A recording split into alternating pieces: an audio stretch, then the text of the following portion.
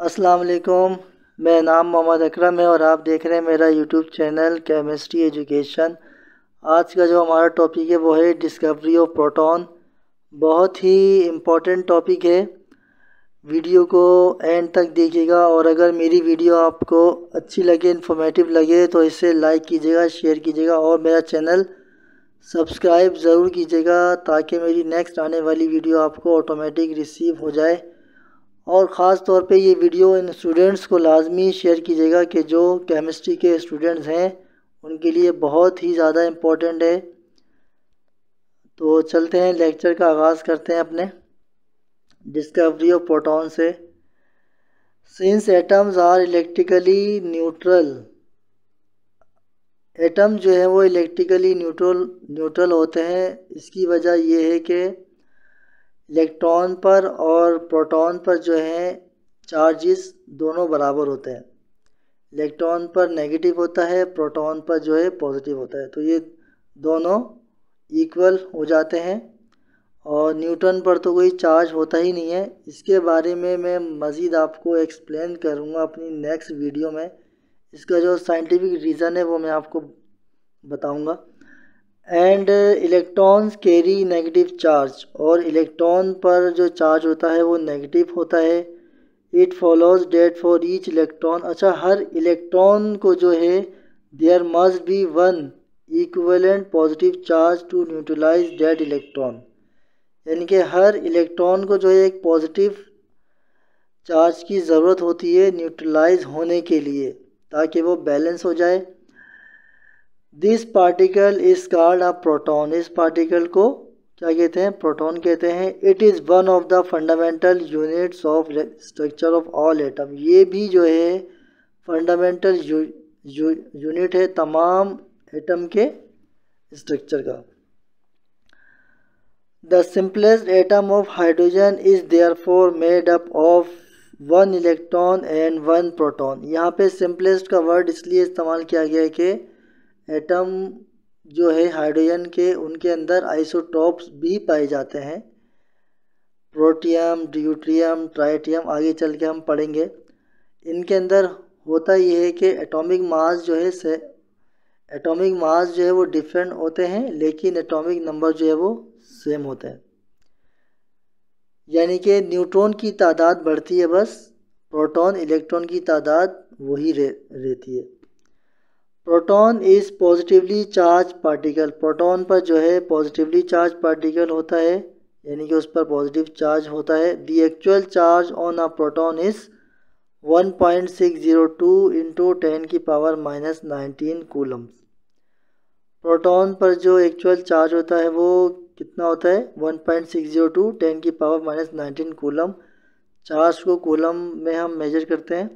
A proton is 1836 times heavier than electron, एक proton जो है वो 1836 टाइम जो है वो हेवियर होता है इलेक्ट्रॉन से। The actual mass of a proton is, और एक्चुअल मास जो है वो प्रोटॉन का वो क्या होता है? 1.672 इंटू 10⁻⁻27 kg। अब हम बढ़ते हैं एक्सपेरिमेंट की तरफ।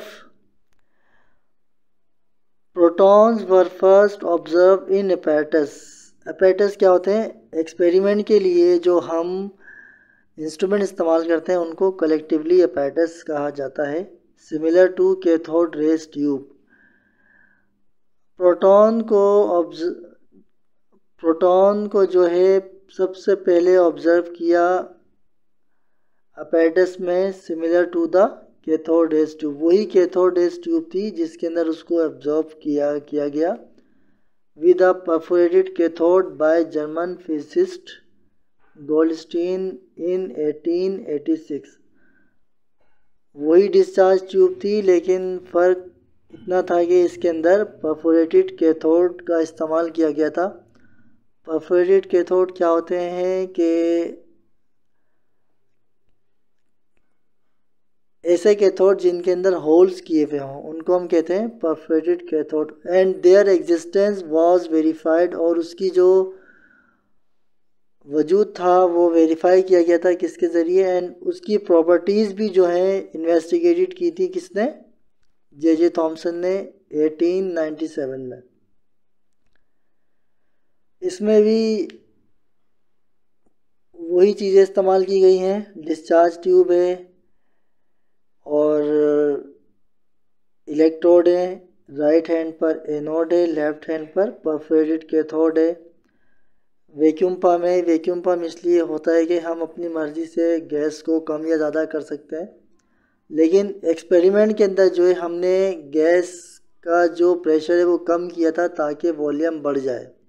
जब हम गैस का प्रेशर कम करते हैं तो वॉल्यूम इंक्रीज होता है।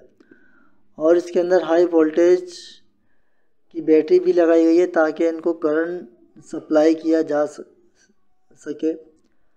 तो इसने भी यही किया था कि जब हाई वोल्टेज करंट अप्लाई किया था तो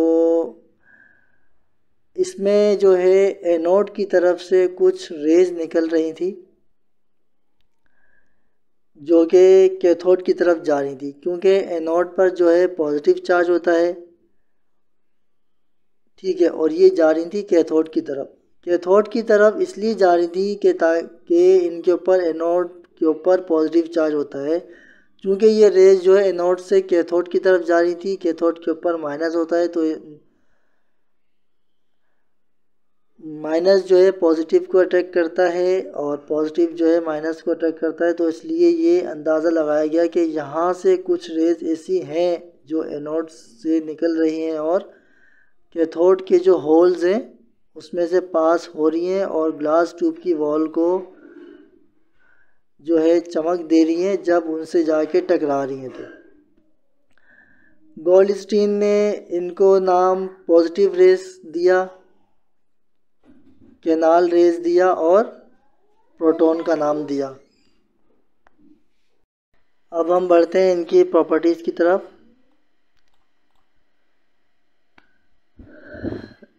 These rays also travel in straight line from anode to cathode. ये इनके अंदर सिमिलैरिटी है कि जिस तरह से कैथोड रेज ट्रेवल करी थी स्ट्रेट लाइन में, इसी तरह जो है ये रेज भी जो हैं एनोड से कैथोड की तरफ जा रही हैं स्ट्रेट लाइन में। एक और सिमिलैरिटी है इसके अंदर कि these are deflected towards the negative plate. ये नेगेटिव प्लेट की तरफ मुड़ जाती हैं when pass through an electric field, जब इन पर electric showing that they carry positive charge. क्योंकि ये कैथोड की तरफ जा रही थी तो इसलिए अंदाज़ा लगाया गया कि इनके ऊपर चार्ज जो है वो पॉजिटिव है। लास्ट इसकी प्रॉपर्टी है the charge upon mass ratio of positive particle is much smaller than that for electron. Charge upon mass का जो रेशियो होता है पॉजिटिव पार्टिकल का वो बहुत ज़्यादा कम होता है इलेक्ट्रॉन से। And it varies with the nature of gas in the tube. और ये गैस की नेचर पर डिपेंड करता है, जबकि कैथोड रेज एक्सपेरिमेंट जो हमने इलेक्ट्रॉन का किया था उसमें ऐसा नहीं था। उसमें आप कोई सी भी गैस इस्तेमाल करें कोई फ़र्क नहीं पड़ रहा था, लेकिन यहाँ पे nature of the gas matter करती है किस पर, प्रोटॉन पार्टिकल्स के मास पर। तो ये था मेरा आज का लेक्चर, उम्मीद है आपको अच्छा लगा होगा। नेक्स्ट वीडियो तक के लिए मुझे इजाज़त दीजिएगा। नेक्स्ट वीडियो में जो है मैं आज जो मैंने एक लाइन पढ़ी थी एटम्स आर इलेक्ट्रिकल न्यूट्रल, उस पर मैं आपको साइंटिफिक रीज़न दूंगा कि ऐसा होता क्यों है, और उसके साथ एक टॉपिक भी ऐड कर लूँगा डिस्कवरी ऑफ न्यूट्रॉन का। तो जब तक के लिए मुझे इजाज़त दीजिएगा, अपना ख्याल रखिएगा और मुझे अपनी दुआ में याद रखिएगा। अल्लाह हाफिज़।